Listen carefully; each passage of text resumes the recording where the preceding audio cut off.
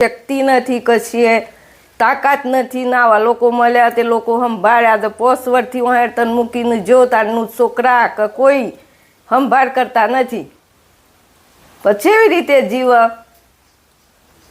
ના અમે શું કરીએ? અમે કોમ નથી થતું, અમારા પાસે પૈસો નથી.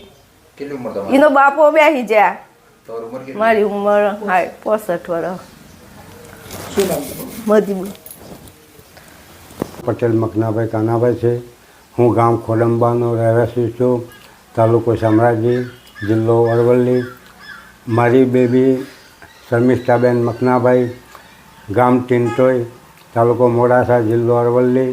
પટેલ કિશાભાઈ કચરાભાઈની ત્યાં તેનો 2009માં ભાઈ બહેનના સાટા પદ્ધતિમાં લગ્ન કરાવેલ છે અને તે પોશીના ખેડબ્રહ્મા તાલુકાના પોશીના ગામમાં નોકરી કરતી હતી.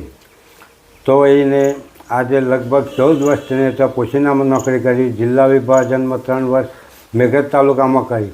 2021માં એમને કોરોના થયો. ત્યાર પછી એની સાસરીવાળે એને છોડી દીધી છે. મારે ઘરે મૂકી અને લે તારી છોકરી સંભાળ એમ કહીને જમાઈ મૂકીને જતા રહ્યા છે. જમાઈને અને મારા છોકરાને એમની સાસુ અને એમની છોકરી, મારા છોકરાને પત્ની, એ બંને જણા શીખવાડે છે કે તારે આ બીમાર વ્યક્તિને લાવીને શું કરવાનું છે, એની સેવા કોણ કરશે. એટલે તે કોઈ સાસરીવાળા સાર સંભાળ કરતો નથી. અને અમે પોતે પણ હવે આંખે દેખાતું નથી, પગે ચલાતું નથી, એવી તકલીફ થઈ છે. એટલે હાલ અમે સક્ષમ નથી, તો એની સેવા કોણ કરે? એટલા માટે એને ઈચ્છા મૃત્યુની અરજી આવેલ છે. જમીન કેટલી છે? અને 3 વીઘા. 3 વીઘા જમીન છે. બાળકોને કેવો સપોર્ટ? બાળકોમાં જે મોટો ભાઈ છે તે બેનના સાટામાં છે, એટલે એ અમને સહકાર આપતો નથી. અને નાનો ભાઈ છે એ નોકરીની દૂર છે, છતાં પણ તે ખબર કરી જાય છે અને સાથ સહકાર થોડો આપે છે. પણ એના મનથી એવું છે કે આ બેન નોકરી કરે તો સારું, પણ પોતે સક્ષમ નથી તો કઈ રીતે કરી શકે. એટલે એને એમ થાય છે કે આ જાણી જોઈને કરે. મારું નામ પટેલ શર્મિષ્ઠાબેન મકનાભાઈ.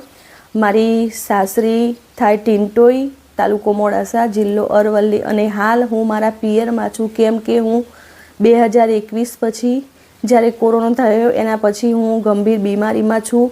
એટલા માટે મારા સાસરીવાળા લોકોએ મને છોડી દીધી છે અને મારા મા બાપ મારી સેવા કરે છે. ત્યારથી હું મારા પિયરમાં છું અને હું એક પ્રાથમિક શિક્ષિકામાં નોકરી કરતી હતી. ખેડબ્રહ્મા તાલુકામાં પોશીનામાં હું નોકરી કરતી હતી. અને ત્યારબાદ 2009માં મારા લગ્ન થયા, એ સાટા પદ્ધતિથી થયા હતા. ત્યારે મારું શરીર સ્વસ્થ હતું, એટલે એ લોકો મને સારું રાખતા હતા. પણ ધીમે ધીમે બાબાના જન્મ પછી એક મને બીમારી આવી અને મને પણ એમ હતું કે એક બીમારી આવશે તો બીજી બીમારીઓ થોડી આવવાની છે. પણ એક પછી એક બધી વારાફરતી બીમારીઓ આવવા લાગી અને એ બીમારીઓ એવી કે જે સહન થાય નહીં અને દવાઓ ચાલુ રાખીને મારે જીવવું પડતું અને નોકરી કરવી પડતી. કેમ કે મારા સાસરીવાળા મારી બીમારીઓ કે દવાઓ પર પણ ધ્યાન આપતા ન હતા. એટલે મારે મારું પોતાનું અને મારા બાબાનું ભરણ પોષણ પૂરું કરવા માટે મારે મજબૂરીથી નોકરી નહોતી થતી, છતાં પણ કરવી પડે એવી મારી હાલત હતી. એટલે મેં દવાઓ ચાલુ રાખીને 2020 સુધી નોકરી કરી. અને 2020 સુધીમાં મને જેટલી બીમારીઓ થઈ એ બીમારીઓની ફાઇલો પણ મારી જોડે છે. અને 2020 સુધી મેં દવાઓ ખાઈને મારી નોકરી કરી છે. અને 2021થી જે અત્યારે મારી પરિસ્થિતિ છે એ કોરોના પછી થયેલી મારી પરિસ્થિતિ છે. અને ત્યારથી હું નોકરી કરી શકતી નથી. મારી પરિસ્થિતિ ગંભીર છે. મને ઓતરડોમાં, હોજરી પર, અંદર પેટમાં બધા સોજા આવે છે, કિડનીમાં સોજા આવે છે, ગર્ભાશયમાં સોજા આવે છે, પેશાબમાં સોજા આવે છે. 2 મિનિટ પેશાબ પણ હું રોકી શકતી નથી કે 5-10 મિનિટ બોલવું હોય, બેસી રહેવું હોય તો પણ બોલી શકતી નથી કે હવે ખોરાક પણ ખાઈ શકતી નથી. મરચાં વગરનું બાફેલું મગનું શાક કે દૂધીનું શાક કે ગાયનું દૂધ, સફરજન એવા પર હું રહેતી હતી. પણ હવે એ પણ મારાથી લેવાતું નથી અને વધારે પડતું ઇન્ફેક્શન પેટમાં થયેલ છે. એના કારણે ખોરાકનું બિલકુલ પાચન થતું નથી, જેના કારણે હું આવી અવસ્થામાં છું. અને રોજે રોજ હું એકને એક પરિસ્થિતિનો જે સામનો કરી રહી છું, એના કારણે મેં ઈચ્છા મૃત્યુની અરજી કરી છે. અને એ અરજી મેં તાલુકા લેવલે, જિલ્લા લેવલે, રાજ્ય લેવલે અને કેન્દ્ર લેવલ સુધી કરેલી છે. કેમ કે મને એમ થાય કે જો હું સાજી થઈ હોત તો પણ હું મારી જિંદગી જીવી શકતી હોત. પણ મેં ઘણા પ્રયત્નો કર્યા અને એમાં પણ મને મારા જ પોતાના લોકોએ છોડી દીધી. અને મારે 2 ભાઈઓ છે, એ પણ શિક્ષકમાં જ નોકરી કરે છે. પણ જે ભાઈ સાટામાં લગ્ન કર્યા એ ભાઈ પહેલાં તો અમારા પક્ષમાં હતો, પણ મા બાપ કે મને હવે બોલતો નથી કે ઘરે આવતો નથી, અને એ અમારા સાસરીવાળા લોકોના પક્ષમાં છે. અને મારી બેન નાટક કરે છે, જૂઠું બોલે છે, એવું બધું કહીને લોકોને એ પણ ભેગો સાસરીવાળા લોકો જોડે સામેલ છે.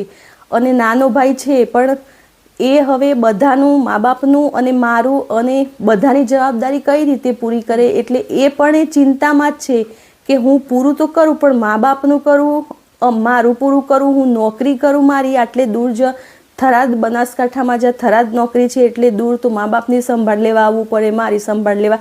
તો પેલો ભાઈ નથી કરતો તો એકલો બધું જવાબદારી કઈ રીતે પૂરી કરી શકે? નહીં તો એનો કોઈ એવો વાંક નથી, એને પણ 2 બાબા જન્મીને મરી ગયેલા છે. એટલે આ બધી તકલીફોના કારણે અને આજકાલના જે પત્નીઓ કે જે હવે ઘરમાં એક વ્યક્તિ એવું નીકળે તો બીજાને પણ એમ થાય કે એ એનું અલગથી બધું કરે છે તો હું કેમ ખોટા ખર્ચા કરું બીજા લોકો પાછળ. એ રીતે હવે બંને મારા સામું જોતા નથી.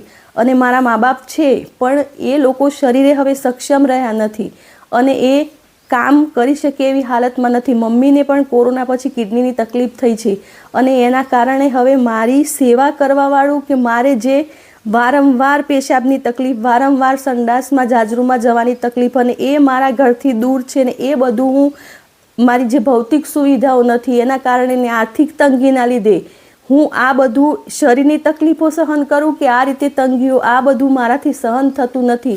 અને મારી સેવા કરવા માટે કોઈ માણસ નથી કે જે મારી ખબર દેખરેખ રાખી શકે. એટલા માટે હું આ પરિસ્થિતિઓથી કંટાળીને મજબૂર થયેલી છું.